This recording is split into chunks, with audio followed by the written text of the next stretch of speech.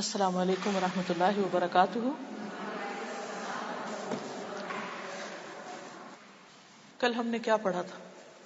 کس چیز کے بارے میں؟ بچوں کی تربیت میں مستقل مزاجی کی ضرورت ہے۔ مستقل مزاجی کا کیا مطلب ہے؟ مستقل مزاجی سے مراد کیا ہے؟ اس پہ قائم رہنا اور خود بھی تضاد کا شکار نہ ہونا، سیلف کنٹرڈکشن کا نہ ہونا کہ ایک چیز کریں پھر دوبارہ اس کے اگینسٹ کریں۔ ٹھیک ہے، ہم اسی کو آگے بڑھاتے ہیں۔ ہمارا یہ سیشن چونکہ بہت سی آن لائن بھی بہنیں سن رہی ہیں، تو یہ کسی نے ایک فیڈ بیک بھیجی ہے۔ یہ لکھتے ہیں کہ کل ٹی وی پر نیچر کے بارے میں ایک ڈاکیومنٹری دیکھ رہی تھی، جس میں ماں کے دودھ پلانے سے لے کر تربیت کر کے آزاد کرنے والی بات جو آپ نے کہی تھی، وہ ایسی نظر آئی کہ قدرت کے اس نظارے کو دیکھ کر خود بخود دل سے آواز نکل آئی، سبحان اللہ و بحمدہ سبحان اللہ العظیم۔ حقیقت یہ ہے کہ بہت سی چیزیں انسان آبزرویشن سے سیکھتا ہے، اور اللہ نے وہ دراصل ہمارے اندر رکھ دی ہوتی۔ اگر ہم اپنے دل کی آواز سنیں اور آنےسٹلی اپنے آپ کو پہچانے، تو یہ جو چیزیں آپ کو بتائی جا رہی ہیں، ان کو آپ اپنے دل کی آواز پائیں گے اور اس کے اوپر عمل کرنا کچھ مشکل نہیں ہوگا۔ یہ الگ بات ہے کہ ہماری اپنی خواہشات، سستی اور ہمارے غم، غصے ہمارے اپنے فطرت کو مسخ کر دیتے ہیں اور ہمارے اندر بھی ایک بگاڑ پیدا کر دیتے ہیں۔ تو بچوں کی تربیت کے ساتھ ساتھ اپنی تربیت اور اپنی ذمہ داری کو محسوس کرنا جو ہے وہ نہایت ضروری ہوتا ہے۔ انہوں نے جو ڈاکیومنٹری دیکھی اس میں کیا نوٹ کیا، یہ لکھتے ہیں کہ الاسکا کے برف پوش پہاڑوں پر بھالو گریزلی بیئر کو دکھایا گیا، جو کئی ہزار فٹ کی بلندی پر سردی اور برف کی شدت کی وجہ سے پہاڑ کی کوہ میں چھپا ہوتا ہے، اور وہاں اس مادہ بھالو کے یہاں 3 بچے پیدا ہوتے ہیں۔ وہ بھالو نومبر سے اپریل تک سردی کی شدت کی وجہ سے اوپر چھپے بیٹھے ہوتے ہیں، ہر طرف برف ہی برف ہے، کھانے پینے کو کچھ بھی نہیں، اور وہ ماں اپنے 3 بچوں کو دودھ بھی پلاتی، کچھ کھا نہیں لیکن دودھ پلا رہی۔ قدرت کا نظام ہے کہ بیئر کے جسم کی چربی پگھل کر غذا کا کام دیتی اور اس سے دودھ بنتا ہے۔ 5 ماہ اس جگہ دودھ پلا کر بچوں کی پرورش کرتی۔ دودھ پلانے کی وجہ سے اس کا وزن 40 پاؤنڈ کم ہو جاتا ہے، کیونکہ کھانا پینا نہیں ملتا۔ اپریل میں جب سردی کی شدت کم ہوتی ہے تو وہ خوراک کی تلاش میں نیچے اتر آتی۔ اس ماں کو دیکھ کر مجھے بات یاد آئی کہ ہم مائیں ساری سہولتوں اور آرام اور آسائش کے باوجود بچوں کو ان کا حق نہیں دیتی، دودھ وہ نہیں پلاتی، یعنی ہم ہر سہولت ہوتے ہوئے بھی بچوں کے لیے قربانی نہیں کرتے، جو کہ اللہ سبحانہ وتعالی پیدا ہونے والے بچے کے لیے ماں کی چھاتی میں پہلے سے ہی بھر دیتے ہیں۔ اور وہ بھالو جو جانور ہے، فاقہ کشی کی حالت میں بھی اپنے بچوں کو دودھ پلا کر بڑا کرتی، اور ہم ہیں انسان کہ ساری عقل و فہم کے ساتھ اللہ تعالیٰ نے پیدا کیا اور احسن تقویم بنایا۔ بات ہی ختم نہیں ہوتی، وہ ماں ان بچوں کی تربیت اور حفاظت بھی کرتی ہے، یعنی وہ بیئر جو ہے، جب وہ خوراک کی تلاش میں پہاڑی سے اترتی ہے تو تربیت کے اور اصول بھی نظر آتے ہیں۔ خود آگے راستہ تلاش کرتے ہوئے اترتی ہے، اور 3 بچے ماں کے قدموں کے نشان پر قدم رکھ کر پہاڑی کے نشیب و فراز سے اترتے ہیں۔ ماں بار بار مڑ کر ان کو دیکھتی رہتی کہ بچے پیچھے آ رہے ہیں۔ اس کٹھن سفر سے گزر کر وہ نیچے آتے ہیں جہاں نہریں بہ رہی ہیں، اور اللہ تعالیٰ نے پہلے سے ان کی خوراک کا انتظام کر رکھا ہے۔ سطح سمندر سے مچھلیاں سفر کر کے ادھر آتی ہیں، اور جو جانور غذا سے محروم ہیں ان کے کھانے کا بندوبست یوں ہو جاتا ہے۔ وہ ماں اپنے بچوں کو مچھلی پکڑ کر کھلاتی ہے، ان کو کھانا سکھاتی ہے، خود بعد میں کھاتی ہے، ہر وقت بچوں کی پرورش کی جستجو میں لگی رہتی ہے۔ میل بیئر اور جنگلی کتوں سے ان کی حفاظت کرتی ہے۔ میل بیئر اپنے بچوں کو کھا جاتے ہیں تو باپ سے بھی بچاتی ہے، اور جو جانور ہیں ان سے بھی۔ جب بچے اپنی خوراک حاصل کرنا اور خود کو بچانا سیکھ جاتے ہیں، یعنی کہ وہ اسٹرانگ ہو جاتے ہیں، تو انہیں اپنی زندگی گزارنے کے لیے آزاد کر دیتی ہے اور خود آگے بڑھ جاتی ہے۔ یعنی کہ وہ ہم نے بات کی تھی نا کہ پہلے 7 سال محبت کے، پھر ڈسپلن کے، پھر دوستی کے، اور اس کے بعد یہ ہے کہ آپ ان کو آزاد کر دیں کہ وہ انڈیپینڈنٹ لائف بھی گزار سکیں، یعنی ہر چیز میں ان کے انٹرفیئر نہیں کریں. تو یہ کہتی ہے کہ مجھے یوں محسوس ہوا کہ 5 ماہ ان بچوں کو محبت اور شفقت سے پالا اس نے، ان میں اعتماد پیدا کیا، پہاڑوں سے اتار کے نیچے لائی، رستے دکھائے، زندگی گزارنے کے اصول سکھائے، جنگل میں رہنا اور سمندر میں شکار کرنا سکھایا. تینوں بچوں میں برابری کے اصول کو قائم رکھا، تینوں کو مچھلی پکڑ کر باری باری کھلائی، یعنی ایک ہی کو نہیں کھلاتی گئی بلکہ ہر ایک کو کھلائی. جب یہ تسلی ہو گئی کہ اب یہ اپنی زندگی خود گزار سکتے ہیں تو انہیں آزاد چھوڑ دیا. اسی طرح آپ دیکھیں کہ جیسے گھونسلہ بناتے ہیں چڑیا چڑا، اور پھر اس کے بعد انڈے دیتے ہیں، اور پھر اس میں سے بچے نکلتے ہیں، پھر ان کو لا لا کے دانا دیتے ہیں، پھر وہ بڑے ہو جاتے ہیں، پھر اس کے بعد یہ ہے کہ وہ جب اڑ جاتے ہیں تو پھر ان کو آزاد چھوڑ دیتے ہیں. حقیقت یہ ہے کہ بچے کی تربیت میں ماں کا بہت زبردست ہاتھ ہوتا ہے، اور ماں کو باپ کی نسبت بچوں کے معاملے میں زیادہ قربانی کرنی پڑتی. بعض اوقات ہمیں فرسٹریشن ہوتی ہے نا کہ یہ سب کچھ ہم ہی کیوں کریں، بچے تو دونوں کے ہیں، باپ کیوں نہیں کچھ کر رہا. وہ کر رہا ہوتا ہے لیکن اس کا انداز اور ہوتا ہے، اس کی ذمہ داری اور ہوتی. مثلا بچہ رو رہا ہو نا، اگر آپ کہیں ان کو کبھی چپ کرا دے تو وہ ڈانٹ کے تو چپ کرا سکتے، لیکن بعضوں کا طریقہ نہیں آتا، پھر اس پہ مائیں اور فرسٹریٹ ہوتی ہیں کہ یہ بھی کون سی بڑی بات ہے کہ انسان سیکھے کہ بچے کو چپ کیسے کرانا ہے. یا سکھانے میں بھی آپ دیکھیں کہ جس صبر و تحمل کے ساتھ آپ سکھاتے ہیں، یا ان کی رمزیں سمجھتے ہیں، یا ان کے رونے کو بھی سمجھتے ہیں کہ بچہ کیوں رو رہا ہے، ماں کے علاوہ اور کوئی سمجھ نہیں پاتا. اس لیے ہمیں اللہ سبحانہ وتعالیٰ کے اس فیصلے کو قبول کر کے اس مشکل کام کو کرنا ہے، اسے ایکسپٹ کرنا ہے، اور اسے ایک ذمہ داری سمجھ کر ادا کرنا ہے. اور جب ہم یہ کریں گے تو اللہ تعالیٰ کی طرف سے اجر بھی پائیں گے. تو کل کے لیسن کا ریویو کرتے ہوئے اب میں سنت سے مثالیں دوں گی آپ کو. کل ہم نے ایک اصول یہ پڑھا تھا کہ مسئلے کو پہچان کر پھر اس کا حل بتانا، یعنی پہلے دیکھیں کہ بچے کے اندر مسئلہ ہے کیا، کس چیز کی آپ اصلاح کرنا چاہ رہے ہیں، پھر اس کے بعد اس کا حل تلاش کریں. کیونکہ جب تک وہ چیز سمجھ نہیں آئے گی جس کی اصلاح کرنا مقصود ہے، تو آپ مسئلے کو دوسری طرح سے لیں گے جس سے مسئلہ اور بگڑے گا اور خراب ہوگا اور مشکل میں پڑیں گے. اور یہ صرف بچوں کے معاملے میں نہیں، ہر ایک کے معاملے میں.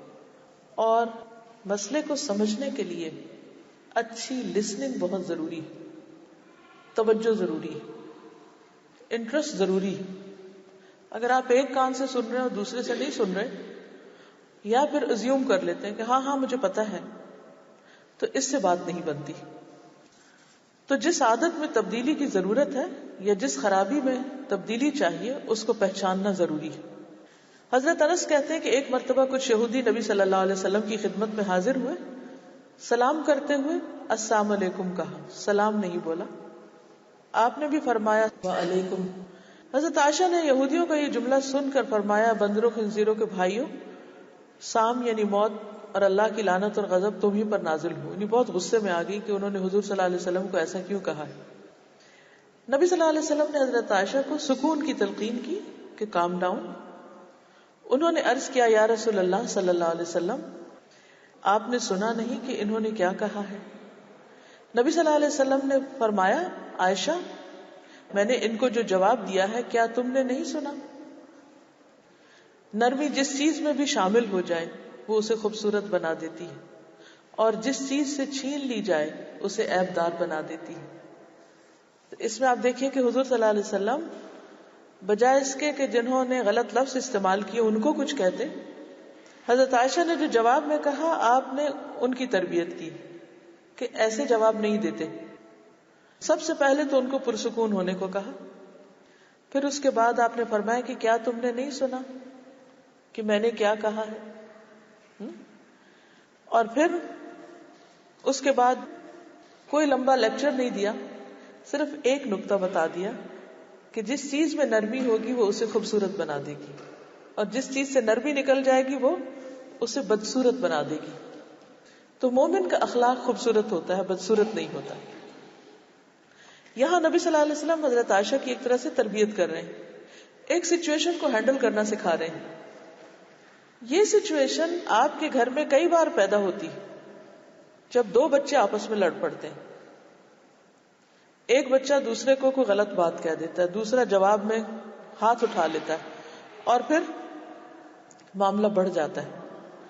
اب یہاں کرنا کیا ہے کہ پہلے معاملے کو اچھی طرح سمجھیے. ایزیوم نہیں کیجئے کہ یہ فلاں بچہ تو ہے ہی شرارتی، اسی کا قصور ہوگا. جب ہم بدگمانی سے کام لیتے ہیں نا اور اسی کو خواہ میں بلیم کر دیتے ہیں اور پوری طرح ڈیپتھ میں نہیں جاتے کہ مسئلہ ہوا کیا ہے، اس کو نہ کام ڈاؤن ہونے کے لیے کہتے ہیں بلکہ وہ ہم سے ہمدردی لینے لگتا ہے اور پھر ہم بعض اوقات دوسرے پہ زیادتی کر جاتے ہیں. تو اس میں دونوں طرف سے بات سن کے اس کے بعد دونوں کو ہی نصیحت کی جا سکتی ہے یا کسی ایک کو جس کا زیادہ قصور ہو، یا دونوں کو اجتماعی طور پر بات کر لی جائے کہ دیکھو اگر تم آرام سے رہو گے تو اس کا یہ فائدہ ہے اور اگر تم لڑو جھگڑو گے تو اس کا یہ نقصان ہے. لیکن اس موقع پر آپ خود غیظ و غضب میں نہیں آئے. اس میں آپ دیکھیں کہ نبی صلی اللہ علیہ وسلم جو تربیت کر رہے ہیں، سب سے پہلے یہ کہ آپ خود اتنی بڑی بات سن کے بھی بالکل آرام میں ہیں. آپ دیکھیے کہ اگر آپ کو کوئی آ کے ایسی بات کہے کہ تم پہ موت ہو، تم مر جاؤ، یا کوئی بھی اس قسم کی بات جو آپ کے لیے انتہائی تکلیف دہ ہو، تو آپ اس کے جواب میں کیا کریں گے؟ کیا آرام سے رہ سکیں گے؟ کیا اتنا مختصر جواب دے سکیں گے؟ وعلیکم، کیونکہ یہ بدلہ ہے نا، بس ٹھیک ہے تم مجھے کہہ رہے ہو تو تمہارے لیے بھی. اور اس کو ایشو نہ بنانا. جو فتنے فساد کی باتیں ہوتی ہیں، جب ہم ان کو بار بار دہراتے ہیں اور ان کو بڑا کر لیتے ہیں تو ان میں جان پڑ جاتی. اگر ان کو چھوڑ دیا جائے تو وہ آہستہ آہستہ خود ہی بیٹھ جاتی. جیسے اگر آگ کو بھڑکایا نہ جائے تو اس کی صفت کیا ہے کہ شعلے جتنے بھی بڑے ہوں وہ بالآخر ٹھنڈے ہو جاتے ہیں، وہیں بیٹھ جاتے ہیں. اسی طرح شیطان کیا چاہتا ہے؟ انسانوں کے درمیان تعلق کو خراب کرنا. وہ ایک کے دل میں آ کے کوئی وسوسہ ڈالتا ہے، وہ وہاں سے اٹھ کے کوئی غضبناک بات کرتا ہے دوسرے سے، دوسرا پہلے سے زیادہ غصے میں آ جاتا ہے، وہ اس سے بڑی بات کرتے ہیں کیونکہ اتنی بات سے اس کی بھی تسلی نہیں ہوتی، پھر اس سے مزید لڑائی بڑھتی، پھر پہلا شخص مزید، پھر وہ ہاتھ اٹھا لیتا ہے، پھر وہ جنگ و جدل ہو جاتا ہے. کیونکہ شیطان کا تو کام کیا ہے؟ ان الشیطان ینزغ بینکم، وہ تمہارے درمیان جھگڑا فساد ڈلواتا رہتا ہے. قرآن مجید میں آتا ہے نا، قل لعبادی یقولوا التی ہی احسن، میرے بندوں سے کہیے کہ وہ بات کیا کریں جو احسن ہو، اچھی ہو. کیوں؟ کیونکہ جب وہ اچھی بات نہیں کریں گے، کوئی بھی اچھی سے کم تر بات کریں گے تو ان الشیطان ینزغ بینکم، شیطان وہاں جھگڑا ڈلوا دے گا. جھگڑے میں فائدہ کس کا ہوتا ہے؟ دو دوستوں میں جھگڑا ہو جائے، دو بہن بھائیوں میں جھگڑا ہو جائے تو آپ سوچئے کہ کس کا فائدہ ہے؟ اگر رشتہ دار آپس میں نہیں ملتے تو کس کا نقصان ہے؟ آپس کا نقصان ہے. کیونکہ خون کے رشتے ایسی چیز ہوتے ہیں کہ جن کو آپ کاٹ نہیں سکتے. وہ اللہ نے ایک ایسا بندھن باندھا ہے کہ آپ ان کو کسی بھی صورت میں کاٹ نہیں سکتے، اور اگر آپ کاٹیں گے تو اس کا نقصان ہوگا. لیکن عموماً ان رشتوں میں بدگمانیاں ہوتی ہیں اور یہ شیطان ڈالتا رہتا ہے اور بڑھ جاتی ہیں پھر جب ریئیکشن سٹرونگ ہوتے ہیں. تو ہمیشہ کسی بھی جھگڑے فساد کے موقع پر کوئی آپ کو برا بلا کہہ رہا ہو یا آپس میں لڑ رہا ہو، سب سے پہلا کام کیا؟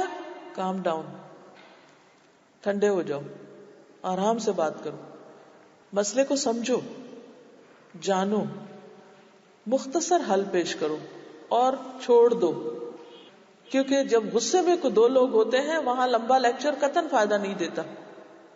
اور اگر آپ نے بے سوچے سمجھے ایک کی پٹائی کر دی ایک بچے کی، دوسرے کو ڈانٹ ڈپٹ دیا، جو عام طور پہ ہم کرتے ہیں کہ دونوں کو پہلے تو الگ الگ غصے میں آ کے چھڑاتے ہیں، پھر ایک کو لگاتے ہیں، دوسرے کو بولتے ہیں اور پھر چلے جاتے ہیں، تھوڑی دیر کے بعد آتے ہیں تو پھر وہ لڑ رہے ہوتے ہیں. کیونکہ مسئلہ حل نہیں ہوا نا، ہم نے صرف دبا دیا. مسئلہ دبائیے نہیں، مسئلے کی جڑ نکالیے، ویڈنگ جس کو کہتے ہیں نا. اگر آپ چاہتے ہیں کہ آپ کے بچے گرو کریں اور پھل پھول لائیں اس دنیا کے باغ میں اور آخرت میں کامیاب ہو، تو اس کے لیے ضروری ہے کہ اس قسم کے منفی عادات اور منفی اثرات نکال باہر کریں.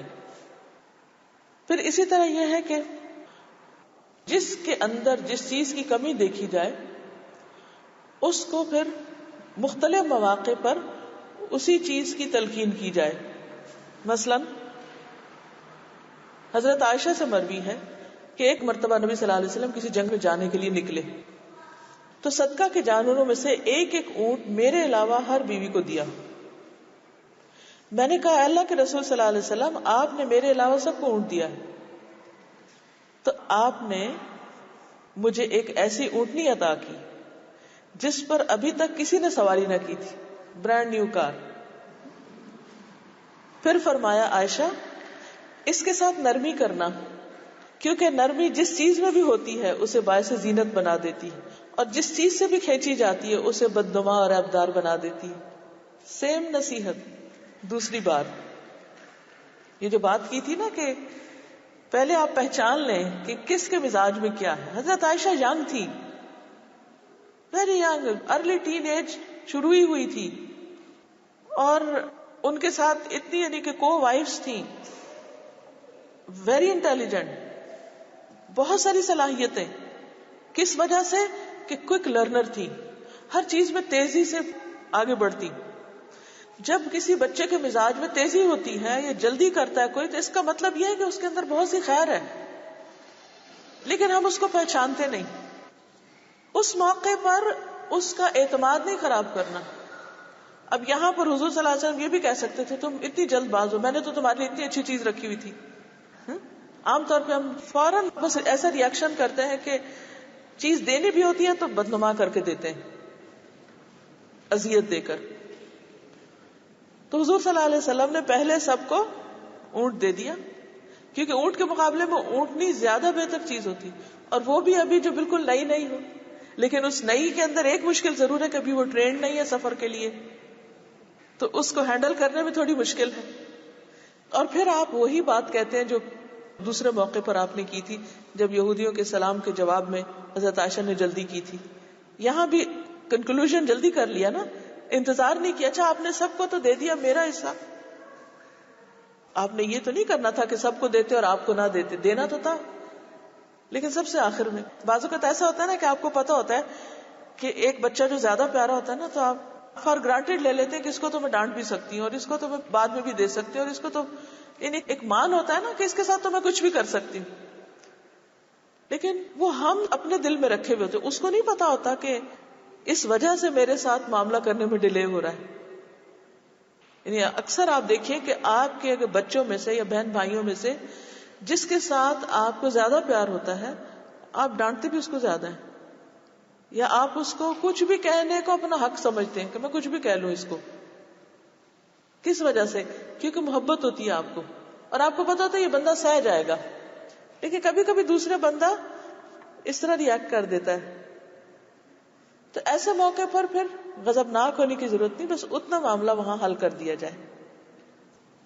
پھر اسی طرح ایک اور روایت میں آتا ہے، ابو امامہ بن سہل کہتے ہیں ہم لوگ ایک دن مسجد میں بیٹھے ہوئے تھے اور بہت سے مہاجر اور انصار تشریف فرما تھے، وہاں پر بیٹھے ہوئے تھے، یعنی ہم بھی بیٹھے تھے اور لوگ بھی بیٹھے تھے، جیسے مسجدوں میں ہوتا ہے. کہ ہم نے ایک آدمی کو حضرت عائشہ کے پاس اجازت حاصل کرنے کے لیے بھیجا کہ ہم آپ کے پاس آ سکتے ہیں. پھر ہم لوگ ان کے پاس گئے، انہوں نے اجازت دے دی. وہ پردے کے پیچھے بیٹھ کے گفتگو کیا کرتی تھی. کہنے لگی ایک دن ان کے پاس ایک فقیر آیا. اس وقت رسول اللہ صلی اللہ علیہ وسلم میرے پاس تھے، یعنی حضرت عائشہ کے پاس فقیر آئے. ایک واقعہ بیان کر رہی. میں نے اس کو کچھ دینے کا حکم دیا کہ فقیر کو کچھ دے دیا جائے. گھر میں کسی سے کہا ہوگا. دینے سے پہلے میں نے وہ چیز منگوا کے دیکھی کہ کیا دیا جا رہا ہے. تو رسول اللہ صلی اللہ علیہ وسلم نے فرمایا کیا تم یہ چاہتی ہو کہ تمہارے گھر میں کوئی چیز بغیر تمہارے علم کے نہ آئے نہ جائے؟ تم یہی دھندا کرتی رہو گی کیا آیا کیا گیا؟ میں نے کہا جی ہاں، ہر عورت یہی کرتی ہے. آپ نے فرمایا ٹھہرو اے عائشہ، تم گن گن کر نہ دو ورنہ اللہ بھی تمہیں گن گن کر دے گا. اب آپ دیکھیے کہ یہ تربیت ہے کہ آپ دیکھ رہے ہیں کہ گھر میں کیا ہوا ہے. فقیر آیا، کہا گیا کہ دے دو اس کو کچھ. جب دیا جانے لگا تو کہا ذرا دکھاؤ کیا دے رہے ہو. کئی دفعہ ایسا ہوتا ہے نا، ہم بھی بچوں کو کہتے ہیں اچھا وہ فلاں ہے دے دو اس کو فلاں چیز. جب دینے لگتا ہے کہتے ادھر آؤ کیا دے رہے ہو. فرمائے گن کے نہ دو، بس جو ہے دے دو فقیر کو. اللہ کے لیے دے رہے ہیں نا، اللہ کے یہاں جزا پائیں گے. اتنا حساب کتاب کیا؟ پھر اسی طرح ایک اور موقع پر بھی حضرت اسماء کو آپ نے یہی بات کہی. حضرت اسماء کہتی ہے کہ ایک مرتبہ رسول اللہ صلی اللہ علیہ وسلم میرے پاس سے گزرے. اس وقت میں کچھ گن رہی تھی، کاؤنٹنگ کر رہی تھی اور ناپ بھی رہی تھی، یعنی ناپ حساب کر رہی تھی.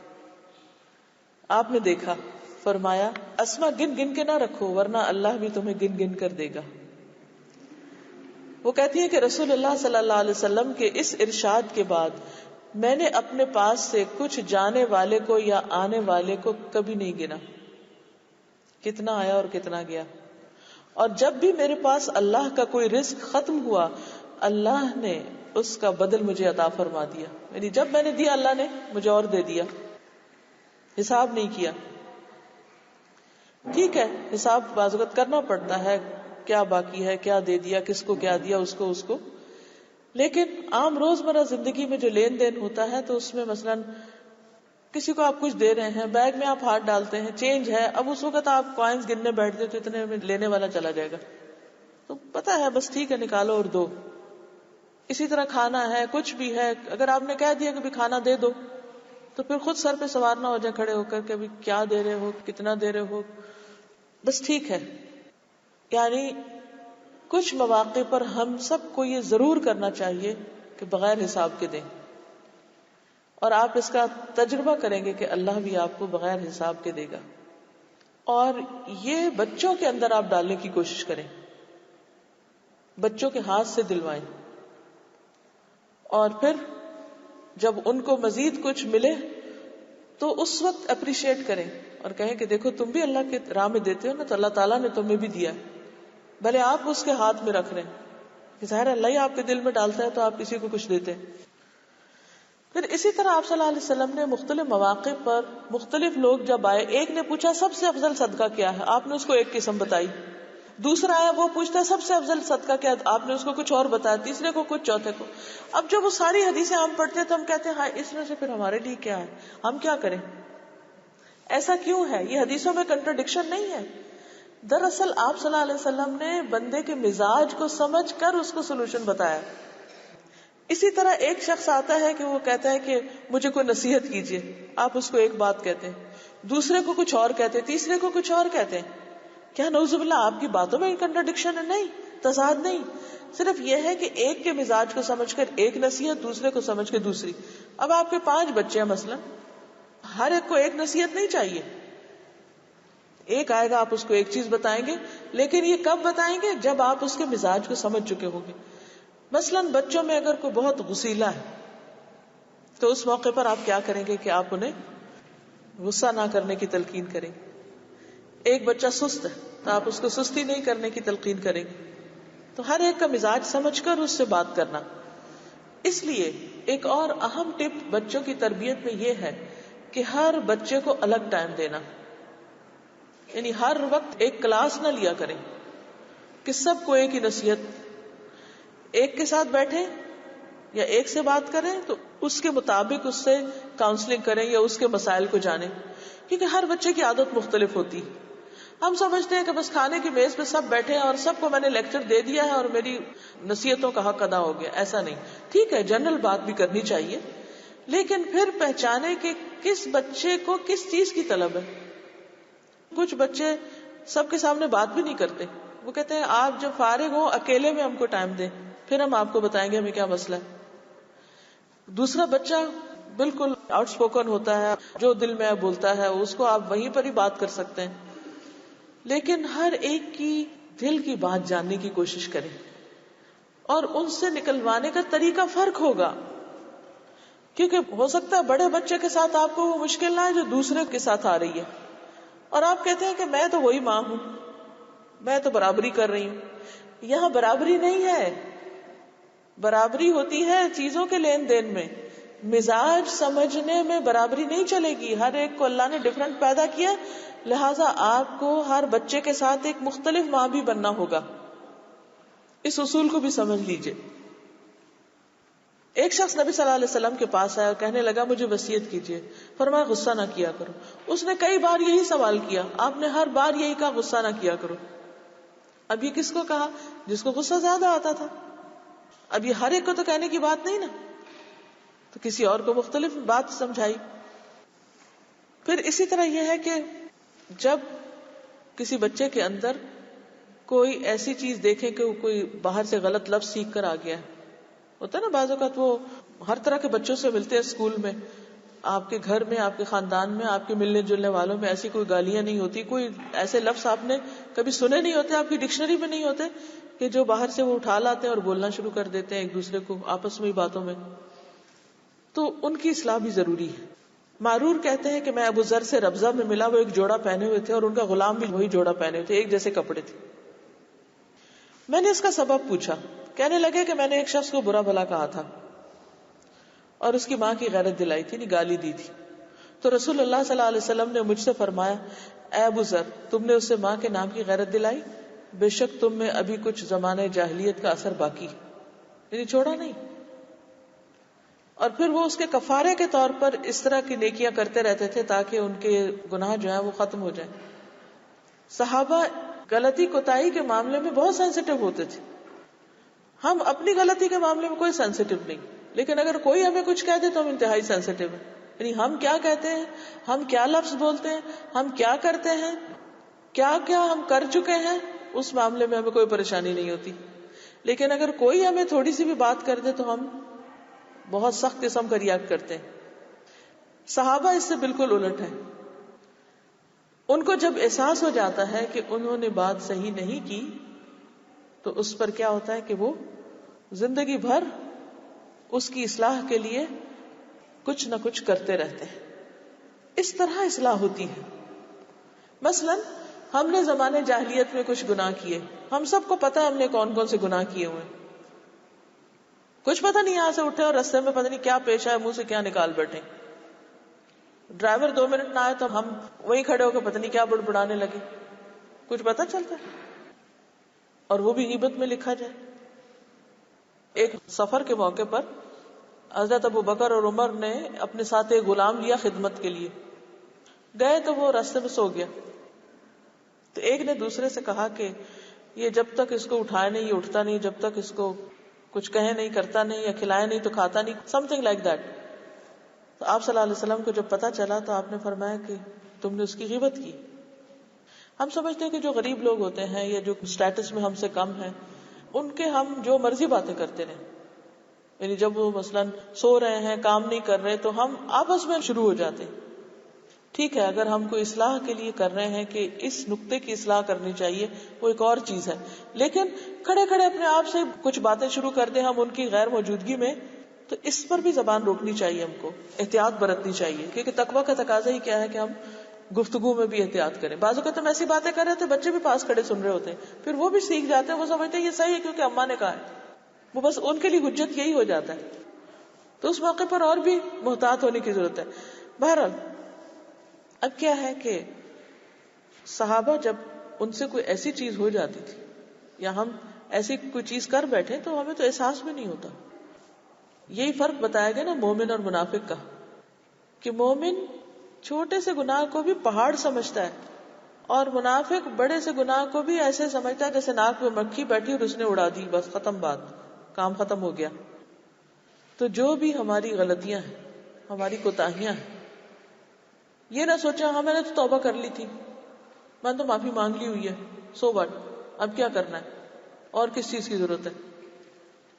نہیں، بار بار جب دعا کا وقت ہو، جب قبولیت کا وقت ہو، صدقے کا وقت ہو، کسی خیر کا وقت ہو، تو اپنے اس گناہ کو یاد کر لیا کریں. کیونکہ ہمیں نہیں پتا ہمارا معاف ہوا ہے یا نہیں، کوئی گارنٹی نہیں.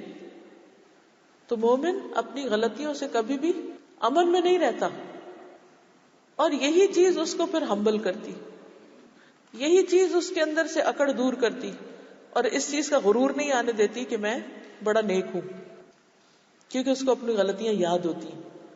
ہاں، منافق کو اپنی غلطیاں یاد نہیں ہوتی اور نہ اس کو پرواہ ہوتی ہے کوئی کہ میں نے غلطی کی بھی ہے یا نہیں.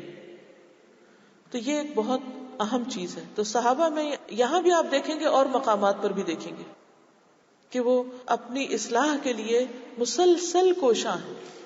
اب یہ ابو ذر جو ہے ربضہ میں نبی صلی اللہ علیہ وسلم کی وفات کے بعد منتقل ہوئے، یعنی اب لانگ ٹائم بیک کوئی ایسی بات ہو گئی تھی، تو اب تک وہ اس کا کفارہ کر رہے ہیں. تو بہت ضروری ہے کہ ہم جب بچوں کے اندر خصوصاً زبان کی خرابی دیکھیں تو اسے کنٹرول کریں، اور اس پر بہت نظر رکھیں کہ بول کیا رہے ہیں، کیونکہ بہت سی خرابیاں زبان سے شروع ہوتی ہیں. بد اخلاقی کی ابتدائی زبان سے ہوتی ہے، اور اب تو گالیوں کی ایسی ایسی قسمیں آ گئی ہیں کہ جو کبھی سنی نہ تھی، اور بعض اوقات ہمیں سمجھ بھی نہیں آتی. اب مثلاً ہیل بولنا تو بچوں نے ایک بائیں ہاتھ کا کھیل بنا رکھا ہے، ہر چیز کے لیے ہیل. اسی طرح اللہ کا نام نہیں، پہلے جیسے کرسچنز بھی تھے یا اور بھی لوگ تو وہ گاڈ کا لفظ کہتے تھے، اب گاڈ کی جگہ گوش نے لے لیا، یعنی ورڈ گاڈ ہی گفتگو سے ایلیمنیٹ کر دیا، اور اس میں باقاعدہ کوشش کی گئی. یہ ایک پوری ذہنیت ہوتی ہے، ایک مینٹالٹی ہے. تو بچوں کی گفتگو پہ خاص نظر رکھیں کہ بول کیا رہے ہیں، گوش تو نہیں کہہ رہے، گالیوں کے ایسے لفظ تو نہیں بول رہے کہ جو ہمیں پتہ ہی نہیں کہ کہہ کیا رہے ہیں. یعنی مجھے خود یہ جو لفظ ہیل ہے اس کی اصلاح کرنے پر کافی محنت کرنی پڑی، کہ میرا بچہ جب یہ لفظ بولتا تھا تو میں سخت پریشان ہوتی. میں کہتی تمہیں پتہ ہے تم کیا لفظ بول رہے ہو؟ کہتے نہیں خراب چیز کے لیے بول رہا ہوں. ان کا بھلے خراب چیز ہو پھر بھی یہ لفظ نکال دو اپنی ڈکشنری سے. کیوں؟